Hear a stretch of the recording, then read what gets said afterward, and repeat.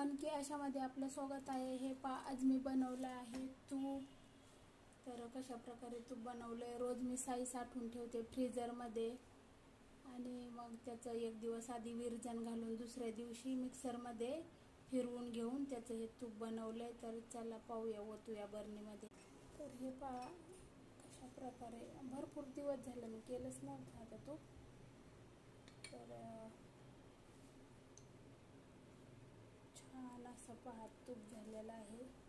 जे असतं ना हे खालचं हे टाकून द्यायचं, कधी याचा यूज करायचा नाही, हे शरीरासाठी चांगलं पण नसतं। अशी आहे 700 ग्रॅमची बॉटल। तर पहा कमीत कमी 500 ग्रॅम असेल, अर्धा किलो तूप हे। काढल्यानंतर जे ताकासारखं उरतं ना ते मी उकळून घेतलं आणि घट्ट असं ताक बनलेलं ते उकळून घेतलं।